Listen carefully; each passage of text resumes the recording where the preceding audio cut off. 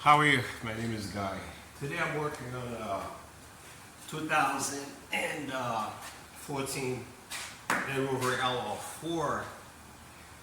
This engine came a while back selling Land Rovers. We specialize in Land Rovers and Subaru here at Subaru Inc. Phone number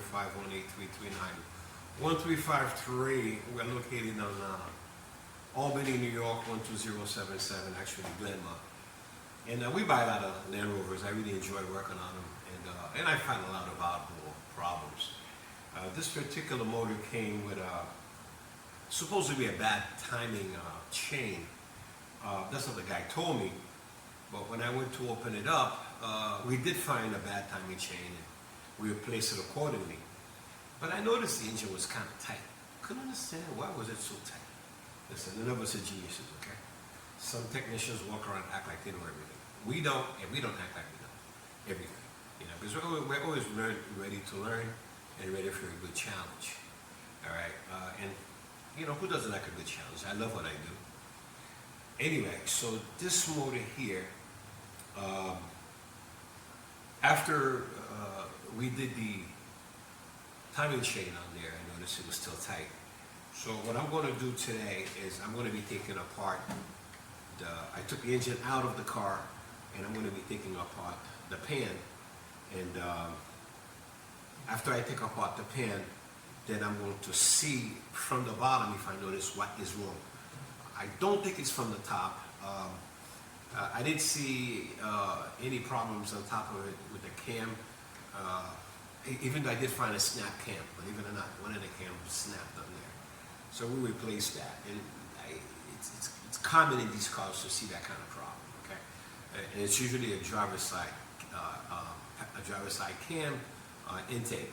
Believe it or not, because if you go online and try to get a driver's side cam intake, you'll never find one, because it's very hard to find one because they all snap the same way. So this is like the section one that I'm doing right now. It's my first time doing a video, because my son has been on my rear end to like, Dad, you should really do a lot of videos, but you do a lot of crazy work. So I'm not going to go into details how the pan comes out, because we already got the pan out. I mean, if you're that far into these cars, you should know how to get this pan out. So we're not going to do a detail on that. However, when I'm ready for complete disassembly of the pan to pull it off the car, then I'm just going to be ready for that. And then when I turn this camera back on, that's what we're going to be doing. So just give me, this is section one. We're getting ready to go rock and roll.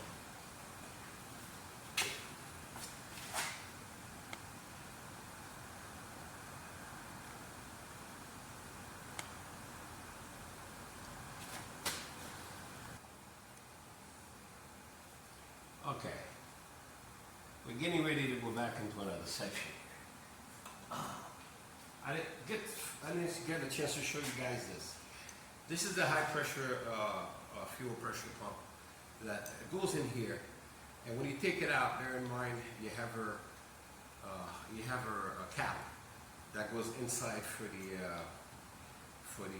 cam. There's a cam in here, okay, and there's an adjustment in here. There may be one, there may not be one. I'm not too sure.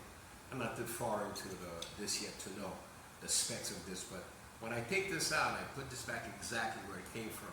So this way, sometimes I even may go as far as marking it. So this way, you don't have to put two marks, but I'll put one yellow mark on it, one yellow mark on the inside. So beyond a reasonable doubt, when I put it in the box, if it falls out, we know where it goes. A basic mark, then if you can see it, you know, this is what I really need. There's two of them, okay? Two high fuel pressure pump, okay? And then over here is another pump that they have that sits in front of this engine, also for the fuel or air. I forgot what it's for, you know what I mean? But it's one of these. So that comes out in the front. There's also a little gasket that goes in here. We put it back over here, okay? And I'm gonna put this all in the box. I use boxes this way. I don't have to go look for things being misplaced. These are the lines that go into the high pressure fuel pump. They're 18 millimeters, or 17, can't remember exactly. Okay, so now I'm gonna get ready to take apart this, okay? So the next time you see me, I should have all the bolts out in the process of pulling this out. These are basically 10 millimeter bolts that you have to take out. And for you to take the pan out, bear in mind that behind here, okay, there's several screws that they have, okay, that mounts back here. Oh no, I'm sorry, those are for the pulley. These are the 8s.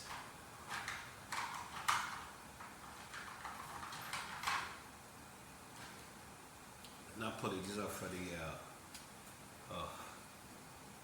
man, I'm getting old. These are for the back here. The other 8s, you can see the same size. Okay? For the that holds the rear cover for the engine. And these are for the not the crank. God damn it. Anyway, the piece that goes back there. Alright? Okay. Gotta get off for a minute. I'll probably have to edit this, but that's okay.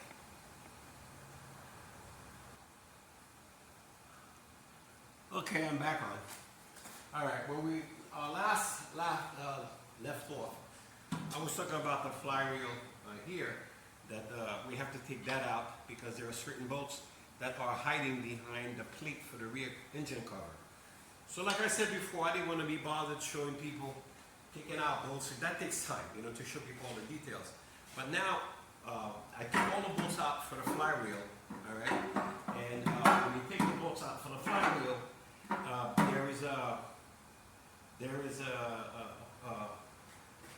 it doesn't come up that easily. However, there's an area right here in the corner, right around here, behind the starter.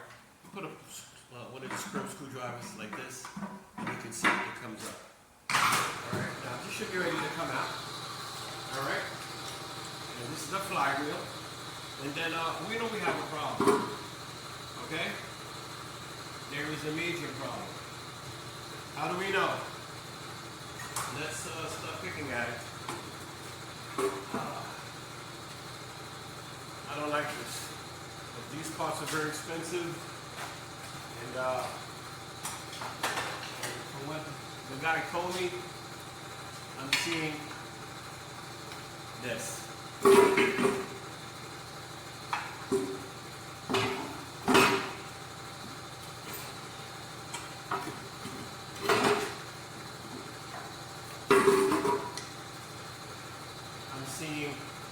This is plastic, that's okay. So when I did take it apart, I did notice a lot of plastic parts were broken from the timing cover. Hold on one second, I'm gonna get a needle nose so I can pull out other little things that are coming out. So since it's plastic, I feel really good about that because it's all plastics I'm taking out of the filter housing. Okay? All these are little plastics that I'm taking out. You can see them in the video. That's a good sign for me. That means that as long as it's not metal, I'm good. So far I'm good. And because these came apart from the, all these small pieces came apart. Can you see them? They came apart from the cover, not from the cover, from the timing guide. The previous one that was in there. That's where they came out from. We can throw these in the garbage. And then what I'm going to do is I'm going to take this pan, I'm going to put it in my my wash bay and let it sit there for a couple of days while I do everything else because it's going to allow it to clean up all the crap out of it.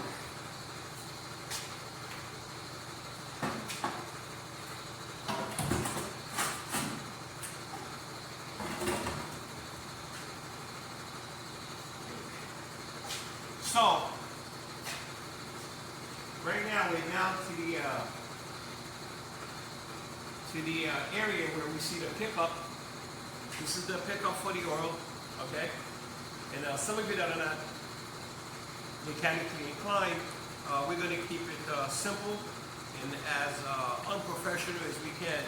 So so you can understand. You know what I mean? We're not trying to be geniuses here. All right? It's my first time actually taking apart the bottom of one of these engines, in which the challenge is of course here. And, I'm going to come off the camera again because there are certain components here I want to find out exactly how to take them out. And remember I was talking to you guys earlier about the guides, not the guides, about these little spacers. They go in here, these things, inside here. You can see it.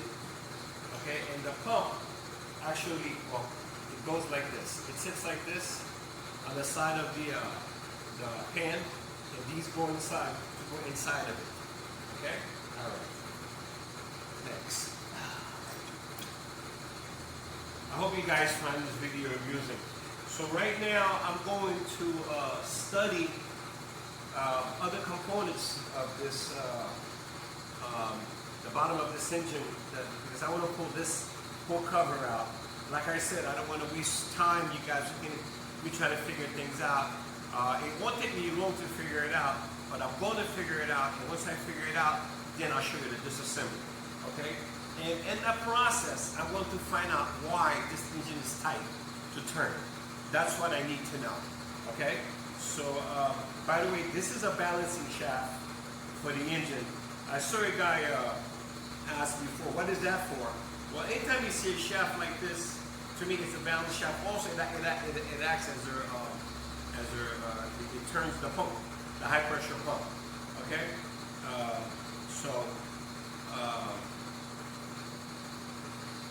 With that said, I'm going to come off the camera again, and this is number 2. You might catch me at number 3. All right? I hope you guys are enjoying my boredom. This is what I do. I love what I do. I have several motors that I'm probably doing at the same time. So I'll see you next. See you soon. Hi, I'm back. Okay, this might be video number 3, or maybe number 4, but we're not going to worry about that. Okay, what happened over here is the last time we spoke, we had the chain on the timing here, which I have a video of that. But the important thing is that when you get to this part right here, which is the fuel pump, okay, this piece here has several bolts that hold it in. Okay, different size bolts.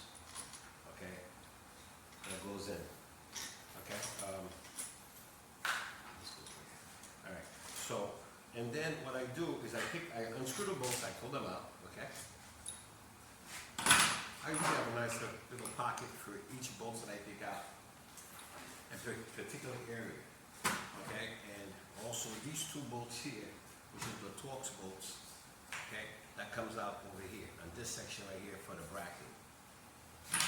And then I slightly pick this up, little tap with the copper hammer, and now it's out. Okay, so now that I have this out, I'm going to put it here. Okay, and then I have a tendency to put the bolts back on, but not really necessary. However, this piece here has to come out now, this pipe. Because without this pipe coming out, I cannot get to the crank. So this rear cover that I had spoken of earlier, let me see, sorry guys, that I spoke earlier, pick this up. This really has what we need anymore.